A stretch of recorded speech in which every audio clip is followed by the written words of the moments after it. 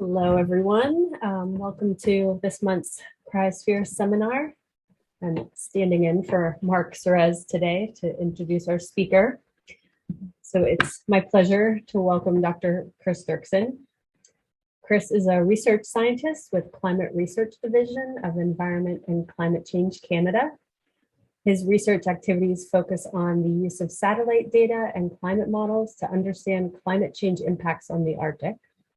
Chris has participated in numerous snow and sea ice field campaigns across the Canadian Arctic. He's also the science lead for a new satellite radar mission that is under development with the Canadian Space Agency. He was a lead author of the International Panel on Climate Change Special Report on Oceans and Cryosphere in a Changing Climate. He is the associate editor of the Cryosphere, and he's also a former member of the NSIDC DAC User Working Group. So today, Chris is here to talk about the assessment of changing cryosphere in the IPCC 6th assessment cycle. Welcome, Chris. Great, thanks, Amanda. Thanks for the opportunity to present today. Thanks, everybody, for joining. So I thought I'd take about 40 or 45 minutes to talk today, and then hopefully lots of time for questions and discussion afterwards. But I want to provide an assessment of the recent or soon to conclude 6th assessment cycle of the Intergovernmental Panel on Climate Change with respect to the cryosphere from two different perspectives. One is I was a lead author of the special report on Oceans and Cryosphere, which was a product that came out a couple of years ago now as part of the 6th assessment cycle. And then the recently concluded 6th assessment report. So this is from Working Group 1, 2, and 3. They've recently been accepted in their final form. And then I thought I'd be able to share perspectives both as an author on some of these reports, but also I recently had the opportunity to be a member of the Canadian team, which was part of the approval process. So now I've sat on the author side of the table and the government delegate side of the table. And so I thought I would reflect a little bit on those perspectives today as well. And I know others on this call have experience contributing to the IPCC as well, like Walt and Sharon Smith and others. So these are my personal reflections and thoughts. Certainly maybe not speaking for everybody, but hopefully I'll sort of present some thought-provoking comments today. So I thought I would take a little bit of time to provide a bit of context on the IPCC. It's an acronym that gets a lot of attention. It's in the media a lot. IPCC reports, assessment reports tend to get a lot of attention when they're released. They have attention both within the scientific community, from the public, from the media. So I thought people don't always understand exactly how the IPCC is structured and how it works and why it works the way that it does. So I thought I would share some ideas on that to kind of get us started today. Then I'm going to provide some of the key messages from the SROCC, the Special Report on Oceans and Cryosphere in a Changing Climate. And the point here is to connect the key messages from the SROCC with what was newly assessed in the 6th assessment report, which just has come out in recent months. So they were quite close together. So it's a bit of an incremental step forward, but just wanted to trace some of the cryosphere key messages through the SROCC to the AR6. And so, yeah, I'm a research scientist at the Climate Research Division of Environment and Climate Change Canada. IPCC activities are strongly endorsed by EC. And so our involvement, we try to support all aspects of the IPCC assessment process. So what is the IPCC? A bit of background material. It's the United Nations body which assesses the science related to climate change. It's been around since the late 80s. There's 195 member states at present. And important thing to bear in mind is that the IPCC provides an assessment of the current state of knowledge on climate change. So that means it synthesizes existing science papers. It does not conduct new science. So one of the misconceptions that needs to be corrected right off the top is you often hear people refer to IPCC models or IPCC scenarios for climate change. This is incorrect. These do not exist. There is no IPCC science. It draws on the underlying science of the international climate science community, assesses the state of knowledge, and attaches confidence statements to it. The goal of IPCC assessments are to be policy relevant, so that is to help inform policymakers in government, provide them the scientific basis for sound policy development, but not to be policy prescriptive. So the job of the IPCC is not to tell governments what to do exactly or how to do it. It's to provide the scientific basis. There's been a number of assessment cycles completed by the IPCC in the past. We're now coming to the end of AR6, the 6th assessment cycle. It's been delayed a little bit by the global pandemic, so it will wrap up in September of 2022, a little bit later than initially thought. In addition to the full assessment report, for the first time, the 6th assessment cycle included 3 special reports. So these are standalone, smaller reports that came out earlier in the assessment cycle. And these focused on the impacts of global warming at 1.5 versus 2 degrees. A second report focused on climate change in land, and then there was Oceans and Cryosphere and a changing climate. I'll show a little bit about the organization of the IPCC in a minute, but it's structured around 3 different working groups. The first one focuses on the physical basis of climate change. Then working group 2 is impacts and adaptation, and mitigation is the focus of working group 3. And what was interesting about some of the special reports in AR6 is that they tried to take some of the working groups and merge the perspectives together. So the SROCC, for instance, was a tag team effort using the working group 1 and working group 2 scope. So it looked at both the physical basis of climate change as well as the impacts of that. So everyone loves a good org chart, super exciting way to start my talk, but people really, again, don't always have a clear understanding of how the IPCC is structured. So this is the basic structure around those 3 working groups, as I mentioned, and then there's also a 4th entity, which is the task force focused on national greenhouse gas inventories. I won't really talk about that today, but a few notes on how the structure works. The Secretariat, that's in Geneva, they kind of run the business side of the operation. The IPCC Bureau, this is the elected leadership of the IPCC. So these are the co-chairs and the vice chairs who lead both the Bureau as well as the 3 working groups. These are elected people and they receive no compensation for their work. So this is an important point to emphasize as well. All the participants in the IPCC process do it through the capacity of their substantive positions. And while it takes up a lot of time, obviously you need to balance that against other demands. So it is part of the sort of scope of the IPCC that these positions are not paid.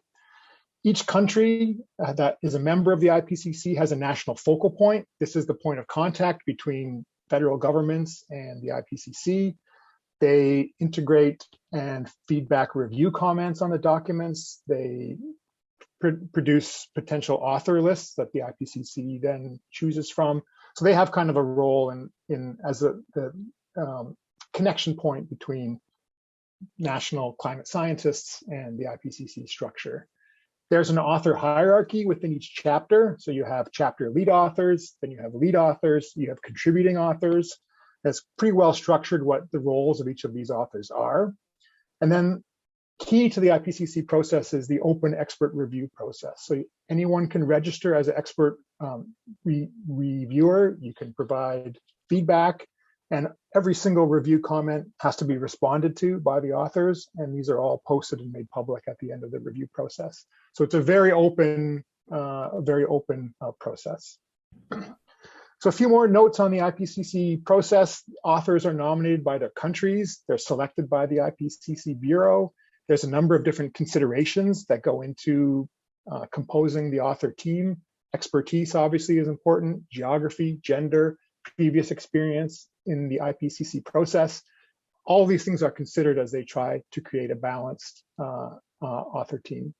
There's a series of lead author meetings that typically occur in person. Of course, that's not been the case for the past year or two. And then there's this iterative process where the author team produces chapter drafts. They go out for expert review. There's a response to these review comments and preparation of subsequent drafts. And this iterative process continues through the writing process. Then at the end, a summary for policymakers is drafted by a subset of the authors. This is prepared after the final chapter drafts are complete. This is that sort of 15 to 20 page document that 95% of people read. It's really the key findings, the key points of the underlying chapters. And then I think the real cornerstone of the IPCC process is that the summary for policymakers is reviewed line by line in a plenary session, and consensus approval must be achieved before you can essentially move on to the next sentence. So this sounds very tedious and difficult, and in many ways it is. This was always done in person until AR6, when it had to move to a virtual format, which raised challenges of its own. I was part of the author team for the SPM approval for the SROCC, and at that point it was an in-person meeting. So a sentence is literally highlighted in text on a big screen, as shown here in green. That means it's been agreed upon. So the sentence open for discussion is in yellow. Countries get the floor. They can ask for changes, clarifications from the authors. And then the authors, sometimes with no time delay, are asked to come up with a rewording. And then governments are given time to decide whether they agree on that wording or not. Now, in theory, the IPCC consensus approval process is just that. It's for approval. It's not a negotiation. That's for the UNFCCC to focus on. So science is not negotiable. But of course, as I'll talk about maybe a little bit more at the end, this approval process is contentious, and it can lead to a lot of difficult work for the authors to come up with wording that is acceptable to all governments, but still maintains the spirit of the science messaging that wants to be made. And I think this is the part of the process that really is key. There's pros and cons to this. I think ultimately, in the end, a consensus approval process produces a document that has a lot of weight that all countries have agreed to. And so while it can take 2 weeks of time to move through this process, it's incredibly time intensive. I think the end result is very much worth it. When the SPM is approved, that means all the underlying chapters are accepted. So the underlying chapters are peer reviewed in the lead up to the SPM approval, but they are not subjected to this kind of line by line approval because they're thousands of pages long. So in the end, you approve the SPM, and that means the underlying chapters are accepted and the assessment report would be released. So let me see if I can advance my slide. There we go. Another hallmark of the IPCC is the use of calibrated uncertainty language. And what that can lead to is a fairly difficult sentences in some cases. I think this is a challenge for the IPCC continually has to deal with. So there's likelihood language. So words like very likely or likely, these are quantitatively calibrated to the statistical uncertainty that the statement is attached to. So you'll see phrases like virtually certain. That means there's a greater than 99% chance that the statement is true. Then on the other side, there is confidence language, low, medium, high, very high confidence. And this confidence language comes from this sort of scale here, where authors use their expert judgment to look at the level of evidence, the amount of evidence, the level of agreement in the underlying papers, and then they attach a confidence statement. So what you get are sentences like this. This is a sentence that was renovated a couple of times during the approval plenary process. I'm not sure it was made clearer by that, but in the end, we get a sentence that says feedbacks from the loss of summer sea ice and spring snow cover on land have contributed to amplified warming, parentheses, high confidence, where surface temperature likely. So you can see how the wording is just peppered with the IPCC calibrated uncertain language. And what this allows is the reader to really have a sense of how strong the assessment statement is. So if something has low confidence, that means the literature doesn't support a higher confidence statement. And so it's been really interesting to track through the assessment process, and you can see how from one assessment report to the next, they're 5 to 7 years apart, you can see the confidence language grow as the body of evidence increases to support a type of statement. So certainly this language doesn't necessarily make for the most readable summary for policymakers, but it does make for a very well calibrated summary for policymakers, I would say.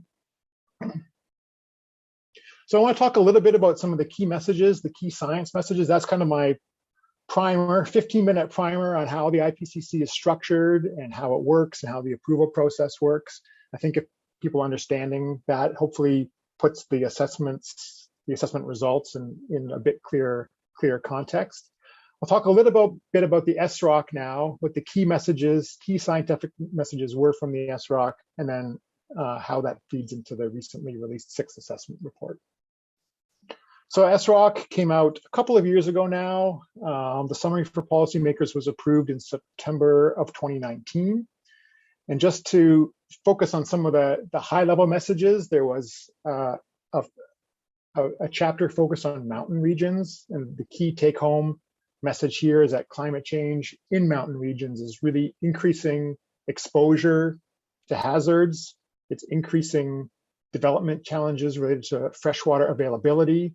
These are some of the key messages that came forward from the mountains chapter. In the polar regions, one of the main sort of points that was emphasized over and over again was that changes in the polar regions influence everyone, regardless of where you live. This may seem obvious to most of us on the call, but it's not to the general public. And obviously, the changes that are occurring in the Arctic have severe consequences for communities in the north, but we also wanted to make clear that there's implications for the entire planet, and I'll get into some of the specifics of that a little bit later.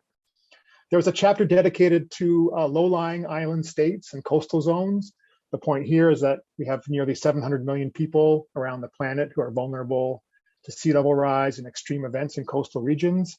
Changes to the cryosphere obviously has an important role to play here through contributions to sea level rise. And then finally, there was a chapter dedicated to oceans, emphasizing again that marine life is strongly affected by warming in the atmosphere, warming in the oceans. There's resultant changes in ocean chemistry that have extreme effects on ecosystems, and all of this collectively impacts people, communities, economies. So again, it's tracing this connection from the physical changes to the climate system, physical changes to the ocean, through to ecosystems and societal impacts beyond that. So if we focus on the polar regions chapter of the SROCC, some of the key underlying sort of philosophical points that the author team used to help us structure and guide development of the chapter was that physical changes to the cryosphere are very interconnected. So when you have changes to snow cover, this has changes that drives changes in permafrost, for instance. Snow and ice are intimately connected. So we don't want to view each of these components of the cryosphere in a silo, but emphasize the interconnected nature of them. Similarly, changes in the cryosphere impact ecosystems, marine ecosystems, terrestrial, fresh water, and all of this ties back to human health and well-being.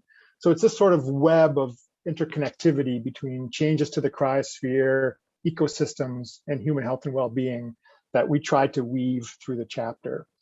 Also, from ecosystem point of view, it's understanding that the cryosphere is habitat for many iconic and important species across the Arctic, both marine and on land and on sea ice. And then finally, we had a section in the chapter, frequently asked questions, that we used to emphasize how changes in the polar regions affect the entire planet. And we focus on two different ways this happens. One is through very well-known climate processes. So changes in the cryosphere through albedo feedbacks, for instance, impact the entire planet. There's contributions to sea level rise. There's contributions to the carbon cycle through permafrost thaw. So there's a whole host of these climate processes that mean changes to the cryosphere in the polar regions affects the entire planet. Then on the socioeconomic side, obviously changes to sea ice impact shipping. There's global economic impacts potentially from that. There's fisheries impacts. There's a whole host here of socioeconomic impacts that result from changes to the cryosphere as well. So one thing we tried to do in this chapter, and the point of this slide is not to look at that graph because it has all kinds of information on it. I'm going to pull out individual panels from that graphic in the subsequent slides and focus on, this was a figure that was in the summary for policymakers that highlights past historical changes to the cryosphere and then puts into perspective what CMIP 5 family of climate models project out to the end of century under a high greenhouse gas emission scenarios. That's going to be the red line, and a low greenhouse gas emission scenario. So something more in line with countries reaching the Paris Agreement targets in the blue line. And on all these panels, the gold line and the shading are the historical CMIP 5 simulations, and the purple line and shading is the historical observations with some estimate of uncertainty around the mean. So if we start with sea ice, some of the messaging here, very well known, of course, NSIDC at the forefront of communicating this to the public. Arctic sea ice extent is declining every month of the year, particularly in the fall. September is the key month. entire regime of sea ice in the Arctic is changing. So young, thin, first-year ice is replaced now multi-year ice. So we have really significantly lost the proportion of multi-year ice across the Arctic since the 1980s. When we hit global warming of about 1.5 degrees C, the Arctic Ocean, if we limit warming to that level, the Arctic Ocean will still retain some sea ice in September. However, once you hit 2 degrees global warming, then we get much more frequent occurrence of summer periods with complete sea ice loss up to 30 or 40% of the time. In the Antarctic, it's a very different story. There's no significant trend over the period of satellite data, but the Southern Ocean really has warmed dramatically in recent years. It's a really an important story here with the amount of heat that's taken out of the atmosphere and stored in the upper ocean, the Southern Ocean being a really key factor there. And there have been some extremely low Antarctic sea ice seasons in recent years. So it's interesting to see how that trend evolves. And certainly the mechanisms driving Antarctic sea ice loss were assessed with much lower confidence in the SROCC and the AR6 than the confidence we have in the Arctic sea ice trends. For snow cover, interestingly, the period of June snow cover loss in the Arctic, it's about the same loss as we've seen for sea ice. It's about 13% per decade. We are projecting out into the future continued loss of snow cover. If we limit warming to 1.5 degrees or so, that snow cover loss peaks at about 5 or 10%, but it will continue down to about 50% loss in June if we go under a higher greenhouse gas emissions future. I wanted to show this plot on the bottom left, which is an update of the Arctic snow cover trends and the Northern Hemisphere snow cover trends through 2020. So the gold columns show the amount of loss or the trend in snow cover extent on the top and snow mass on the bottom for the Northern Hemisphere in gold and for the Arctic in the green colors. And you can see the Arctic really does contribute a major component to the global loss of seasonal snow, particularly in the spring and the fall periods. For permafrost, observations are showing very clearly that permafrost temperature is increasing. Concurrent with this permafrost temperature increase are related landscape changes. So thinking here of thermokarst events, thaw slump events, both in the interior and in the coastal Arctic. So really the temperature regime change in permafrost driving some significant landscape changes. When we think about near surface permafrost area, it's similar to snow cover and sea ice, where the future amount of loss, the rate of loss, is really dependent on which greenhouse gas scenario we embark on as we move into future decades. So with global warming limited to below 2 degrees Celsius, we lose about 1/4 of the near surface permafrost extent in the CMIP5 models. If emissions continue to increase strongly, that number reaches about 70% by the end of century. So that's the difference here between the blue line and the red line at the end of century. Of course, a really key question and a question that was not constrained very tightly within the SROCC is the amount of potential carbon release from permafrost thaw. The estimate was up to 240 gigatons in the SROCC, taking the form of both carbon dioxide, methane, nitrous oxide. Methane, of course, is a small proportion of the total carbon emissions, but a very strong radiative forcer. So that could play a disproportionate role in the potential additional warming to the climate system that results from the loss of carbon from thawing permafrost. This graphic here on the bottom left shows how the source versus sink behavior of permafrost areas has evolved over the past decade or so from different model intercomparison studies, different expert assessments. And so you can see a lot of disagreement, both in the magnitude and even the sign of the sink versus source behavior across the tundra. And a lot of this is driven to the lack of consistent evidence, the low agreement between studies on the role that potentially increased plant growth and may play with respect to the loss of carbon from permafrost regions. Looking at the terrestrial cryosphere more as a whole, we have climate-related changes across the Arctic that are impacting the flow of water. So the projected runoff change as we move into decades in the future, that's projected to increase as we have a warmer and wetter Arctic. This changes wildfire risk. It changes the potential for abrupt permafrost thaw. And all of these changes in the terrestrial cryosphere, as well as changes to sea ice, impact how communities in the north have access to traditional food sources. It affects how they can travel within and between communities. So it really gets to the heart of the cultural identity and function of northern communities. So they are definitely disproportionately affected by the changes that we're seeing in the cryosphere across the Arctic.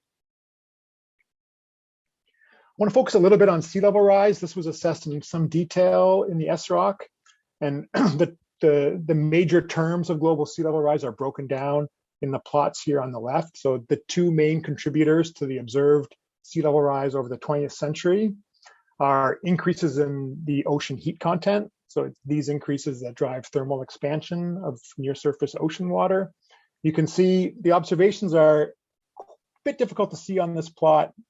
They just start to come up also with the historical model simulations. The warming really is dramatic over the first 20 years of this century, but then you can see really the dramatic amount of ocean heat uptake that the models simulate as we move out towards the end of century, and the scenario dependence on that, which sort of climate future we embark on. I think probably what's more interest to people on this call is the cryosphere contributions. So this is from Greenland ice sheet mass loss, Antarctic ice sheet mass loss, and then glacier mass loss, primarily in the Canadian Arctic and Alaskan sector as well.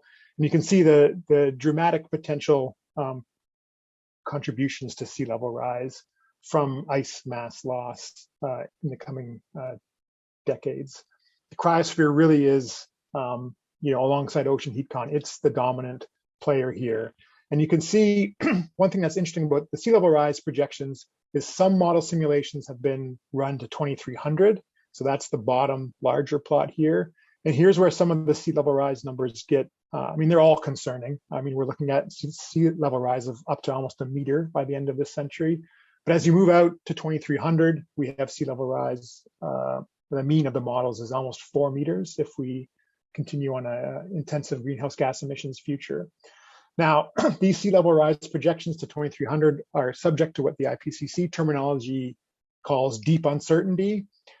So there's quite a bit of uncertainty. You can see the range in the model spread here in the shading around the line, but that's because out to 2300, we have a lot of uncertainties in how the models simulate some key ice sheet processes. We have uncertainties in what the carbon emissions pathway will look like 200 plus years from now. And we have a very limited number of model simulations to pull from. So all of those factors together contribute to mean that we have very deep uncertainty in what the sea level rise projections look like when we move out beyond the end of this century. Okay, so that was a very quick tour of the SROCC and some of the key messages that came from it. And I think for all of us in the cryosphere climate research community, at this point, there's nothing there that we didn't already know was happening. I think it summarizes things in a hopefully useful manner, but we know what these observed changes are in the cryosphere, and we have a fairly good understanding of what the models project into the future.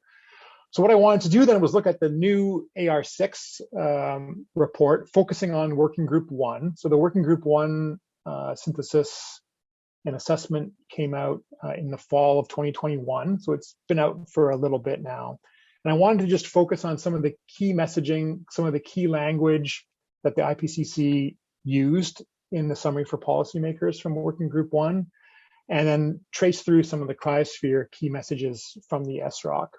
So I'm just showing two figures here from the summary for policymakers from Working Group 1. I don't have time to explain the figures in detail. I think one of the key challenges the IPCC faces is producing figures that are far too complicated, so that there's a limited number of figures that you can put into an SPM. These figures also go through an approval process. And so the approach in this cycle seemed to be to pack as much information as possible into a figure. I think the ideas are good, and the graphics are very eye-catching. They're good, they're excellent graphics, but there's just a lot of information within each of these graphics. So I pulled out a couple panels here just to emphasize some of the key wording and the key messages. The first is that every additional increment of global warming matters. That's terminology that you see in the Working Group 1 report over and over again. And so it makes it clear that while there is a strong desire to limit global warming to 1.5 degrees, and certainly limit it to 2 degrees, every increment of warming between 1.5 and 2 degrees matters. Every increment of warming beyond 2 degrees really matters. And so they were able to communicate that in the example I'm showing here is the frequency of hot temperature extremes over land, and how something that occurs now once every 10 years or once every 50 years will increase with more and more frequency into the future as we cross successive global warming levels into the future. And so that kind of message of every additional increment of global warming matters, I think, is helping to drive some of the urgency of why we need, to limit warming now, because it does matter when we miss targets. It does matter as temperatures continue to increase. Another term that pops up a lot in the AR6 is climate impact drivers. So I've highlighted that in this figure here. What this just means is that people often think about climate change, rightly so, through temperature increases. But as temperature increases, that sets off other drivers that impact humans and ecosystems. Those drivers can be extremes, they can be cold spells, they can be heavy precipitation events, they can be droughts. So it's this use of these different climate impact drivers, looking at how they might change in different regions around the world in the future, that I think is helping inform adaptation. And I also wanted to highlight on this figure, there's an interactive atlas. So this was a key output from the 6th assessment cycle. You can go into this online atlas and draw out data on both historical and future climate projections broken up into regions. And so for those countries that may have limited access to CMIP 5 and CMIP 6 data, have limited access to some of the data sets and the climate models themselves, this is a really important tool for providing free and open access data that underpins the assessment report to different communities. Some of the messaging specific to the cryosphere in AR6 that I wanted to highlight, and I highlighted some key words here. It's unequivocal that human influence has warmed the atmosphere, ocean, and land, and that this has had impacts on the cryosphere. The use of the word here as it's highlighted, you can imagine it's only one word. It seems simple and maybe obvious to us. It took a lot of work to get this word through the government approval process, but it's there now, and I think it was a really important contribution that governments did agree in the end to that to use of that word. Also, we have human influence being identified now as the main driver behind the retreat of glaciers. We have human influence identified as the key driver behind loss of sea ice. So really this going beyond just saying it's temperature, but saying it's human influence on the climate system. I think that's a key bit of messaging in the AR6 that wasn't in the SROCC actually, and it wasn't in some of the other previous reports as well. The word unprecedented as well, for those of us in the climate science community, this might seem like an obvious and correct word choice. I can say it was not agreed upon easily in the approval process, but thankfully it was able to appear in the final text.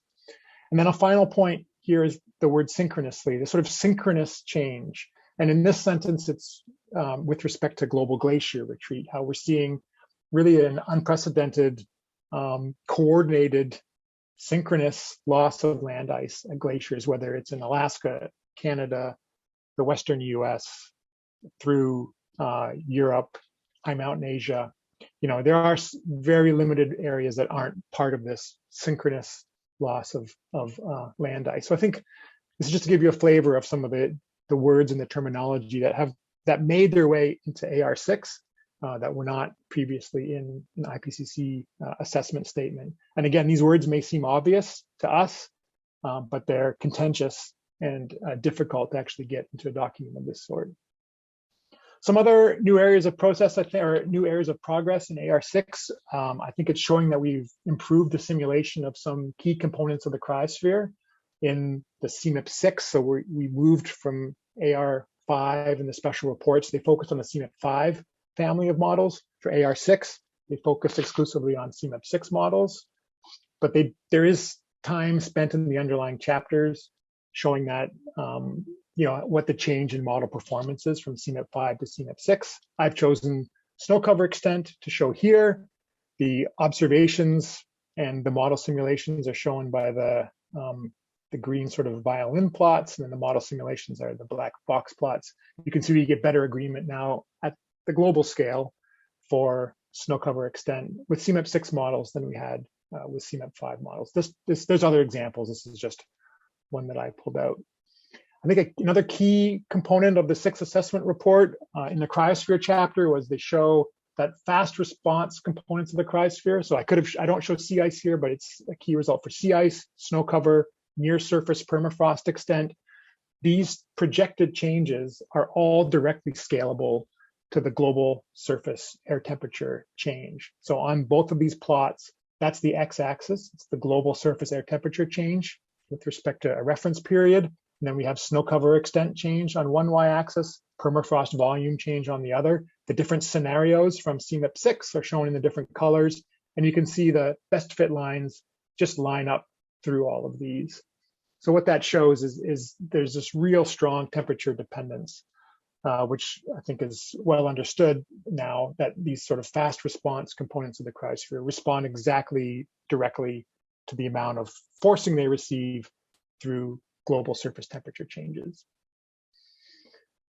And then I just wanted to focus a little bit more on this change from CMIP5 to CMIP6 scenarios. So in CMIP5, these are called RCPs, representative concentration pathways. In CMIP6, they're called SSPs, but really the SSPs and the RCPs capture a similar range of future greenhouse gas emissions primarily. There's other factors like aerosols that work into these also, but they produce the sort of future climate scenarios. They're different between CMIP5 and CMIP6, but the key messages really haven't changed. So I think if you look at the SROCC where we use CMIP5, that's the top panel for sea ice extent in September. This is September sea ice extent from CMIP6 models on the bottom. For policymakers, at least, there's certainly details that the science community are focused on, but for the policy community, the take-home messages I think are pretty similar. You can see there is a shift in using sea ice extent as the variable to sea ice area as the variable in CMIP6. There's a good reason for doing that, and I'll just talk about that in my last slide a little bit as well. And then the plot on the left here shows sea level projections moving through different RCPs or SSPs. So this is a low greenhouse gas emissions future in the bottom, and then different modeling studies and assessment attempts to sort of bracket where the sea level rise stands. I think this is for 2050 on the left and 2100 on the right. And you can see then how we move from different scenarios as you move up the plot and then to different assessments within each of the boxes. You can see how the estimates of sea level rise vary depending on the assessment exercise. Okay, so moving to my sort of concluding statements now. I wanted to just maybe share a few final thoughts.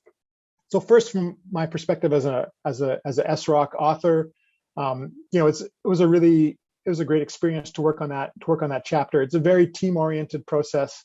I was fortunate to be part of a very constructive and engaged team, so it made for a great process. But it's 2 years of your life, so you want to make sure you have a constructive team that you're working with. The really key point here as well is that it's the quality of the quality of the underlying literature is really what drives the ability to craft supporting assessment statements, like effective. If you can't draw on a body of papers, then you can't make a high confident assessment statement. So what this really shows is that it's all of this work, all the IPCC work, it's underpinned and supported completely by the work of the climate science community. It needs those papers. The work needs to be done by the science community. Again, the science is not done by the IPCC. So it needs the communities to organize themselves, produce the types of papers that produce the types of conclusions that can support assessment statements in IPCC type reports. And there's a real emphasis on traceability. That's really the key statement here. There needs to be traceable evidence. So you have to have literature, which provides a foundational piece of evidence. That is then described in the chapter of the IPCC report. The chapter has an executive summary, which pulls out the most important bits, and then the most important bits of each chapter executive summary make their way into the summary for policymakers. So you're distilling down tens of thousands of papers into a few hundred pages of a chapter, into a couple pages of a chapter executive summary, into a couple paragraphs that make it into the SPM. So when there's very high level statements in the SPM, these are really supported, you can trace it all the way back to the underlying papers. Without the science, without the work of the science community, there can be no assessment process. As a delegate, so sitting on the other side of the table, I'll just share a couple thoughts here. The consensus approval process that I described earlier is quite painful. Again, it took, so at the in-person one for SROCC was 5 or 6 days, and the last session was something like 27 consecutive hours because you have to just keep going to get it done. The online approvals have been 2 weeks, and I think the Working Group 3 one that just concluded a couple of weeks ago, I wasn't part of that one, but I think they went 37 hours at the end. So it really, it's an intense process to get this done.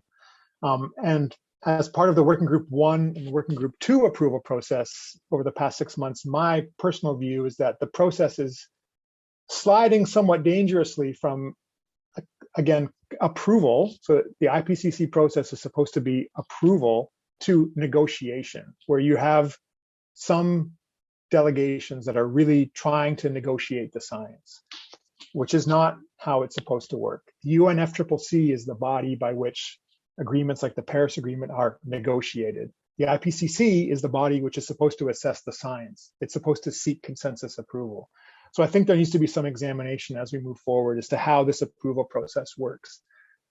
Science is not supposed to be negotiated in an approval session. Also, a disproportionate amount of time in these approval sessions is monopolized by a small number of delegations, which means that a majority of effort is spent by many delegations playing defense to try to retain certain language, to try to maintain certain perspectives. And what that means when you're playing defense is that you're not actually helping the authors to improve the clarity of the messaging. And so that's always a disappointment for me. And I'll use the sea ice area versus sea ice extent example. I think a lot of us on this call know, getting in the weeds, the difference between sea ice extent and sea ice area. But they are two very different variables. They're calculated differently from the raw satellite data. Most of the literature uses sea ice extent, although it's clear that sea ice area is probably the better metric. So within AR6, they made the shift from sea ice extent to sea ice area. The Canadian team had a lot of questions about this, which we never got the chance to raise. We think they were valid questions. We think it maybe would have improved something in the end, who knows? But we never even bothered trying to raise them because we had to work so hard to make sure that some of the baseline messaging on changing sea ice stayed in the report in the SPM, that we didn't want to derail the process by raising our own science concerns that we had. So just an example there about how, as delegations are forced to align themselves with a certain position, to defend certain language, it does mean that you can't always raise some issues that you think would improve the report in the end. So now AR6 is ending. So the synthesis report for AR6 will go for approval again. So there's a SPM and an approval process for the final synthesis report, which takes all 3 working groups, the output from all 3, and produces one final summary. That will be in September, hopefully in person, but not fully decided yet. After that, there's a meeting right away to scope out AR7. So what will AR7 look like? What will the scope be? Will there be special reports like there were in AR6? What will the timeline look like? I think there's a lot of important decisions to be made here because these are massive reports. They take up a lot of time. They take up a lot of bandwidth within the science community. And they're valuable, there's no doubt, but how valuable and how should they be scoped in the future? I think these are all reflective questions that will need to be asked in the months ahead. There will be a newly elected bureau, so the co-chairs, the vice chairs, their terms end at the end of the 6th assessment cycle. It's certainly been inspiring for me as a scientist to see the amount of effort that the co-chairs, the chairs, and the vice chairs put into their roles. It really is an amazing amount of work that they do. And so maybe I guess I'll just conclude by saying I hope I've been able to highlight some of the key cryosphere messages from both of these reports. I think the IPCC brand is recognized widely. It's valuable within the scientific community. I think if people understood and were exposed to some of the details of the assessment process, they'd understand things a little more clearly. Maybe they'd understand why certain language is used and why certain language isn't, and understanding the process maybe leads into some insight into how we end up with these summary for policymakers that get so much attention, in the media, from the public, and within government circles. So maybe I'll just finish with this sort of summary slide from the SROCC that the world's oceans and cryosphere have been taking the heat from climate change for decades. We on this call, I think, all know this. The consequences of this are sweeping and severe, and the longer we wait, the more expensive it will be, and more expensive in many ways, not just a financial way.